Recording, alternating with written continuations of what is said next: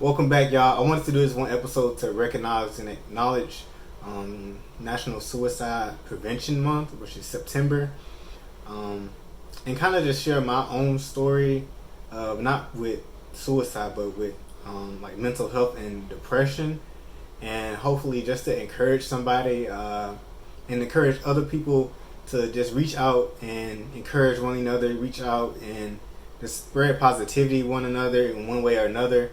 I saw something today. It was like you can just give somebody a compliment. That may be the only compliment they gave that day. That's something my mom always told me. You never know how somebody's day going, so I always try to leave a positive impact on it versus a negative one. All right, so to start, I am not a healthcare professional.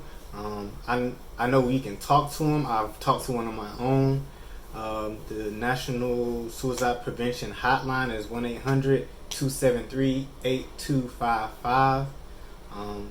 273-8255 or 273-TALK 8255. And I just wanted to put that out there for somebody who really feels like nobody else can help them. Just as like not a last resort, but something that there's a resource out there for you.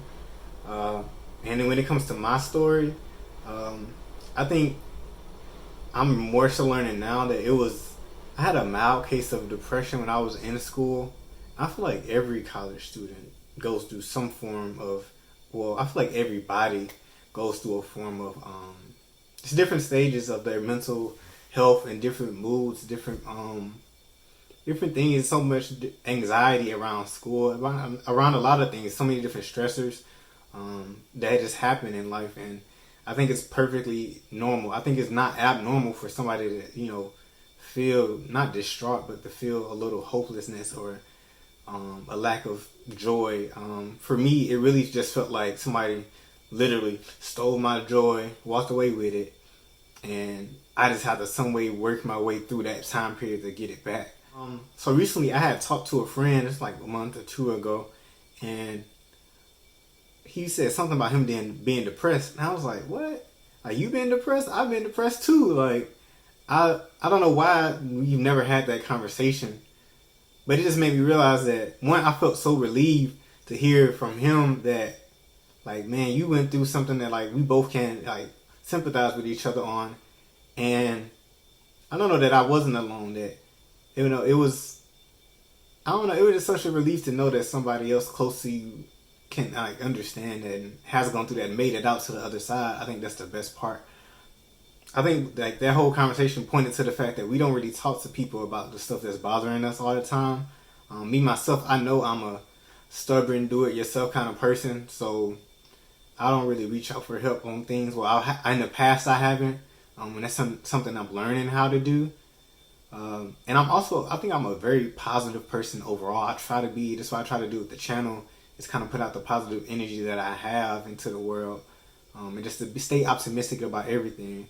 But that kind of leads me into my story. It's like, as much as I tried, I couldn't be happy or just, I don't know, find joy in anything. It was kind of like I was just going through the motions. I felt alone. I felt like I wasn't out on an island, but I felt like nobody could understand me. Like, I felt like it was like a barrier between me and everyone else because of my mental state. I think I knew it was really a problem or a difficult situation was when like my girlfriend, she couldn't help me. Like, she didn't know what to say to like encourage me or to make me feel better. Not because she's inadequate in any way, but it's kind of like we're not everybody's walking around a mental health professional or knows what to say or how to say the right thing. But all she did do was she sent me this song.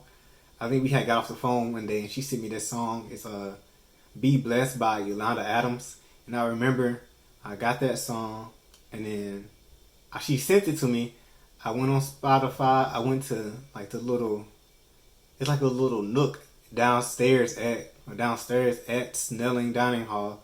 And I remember listening to it. I don't know if I cried, but I was real grateful that she sent me that song because I think she couldn't find the words of what she wanted to say to me. But that song helped put it into perspective. Like, it helped communicate that, she wants me to feel relief and to feel joy and to let things, let anything that's burdening me go. So I feel like that was one of the key things that helped me go through that stage. But yeah, even after she sent me that song and everything, and it helped me feel encouraged for a moment, that feeling, it kind of went away. It's kind of went to the background. Like, okay, that's good. Like, I know, this person cares a lot. So I just tried to, I guess, double up on doing healthy things and making healthy choices for myself, as far as like my diet and exercise and like trying to walk outside to get sunlight. I know, like, for some people, just the seasonal change of like fall and winter, it's difficult to like be in a positive mode because there's just literally a lack of sunlight outside. Like, that has an effect on your psyche, whether we know it or not. I don't think I started meditating, but I did exercise. That's always kind of like my meditation mind, my way of getting my mind off things.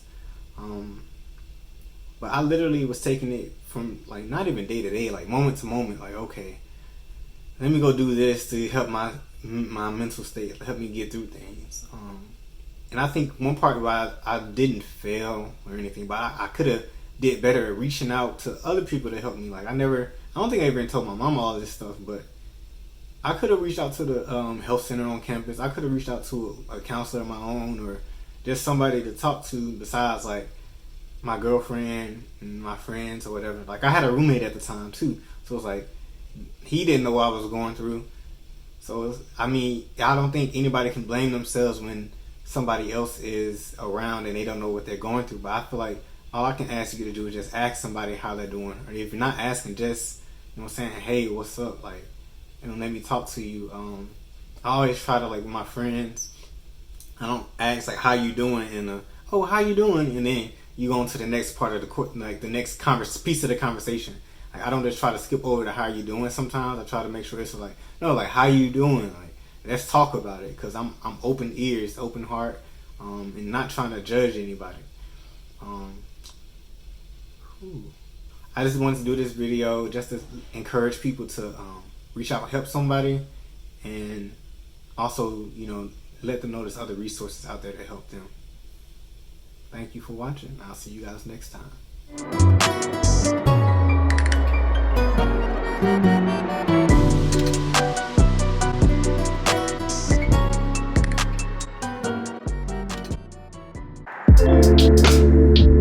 Welcome back to another episode of What I'm On.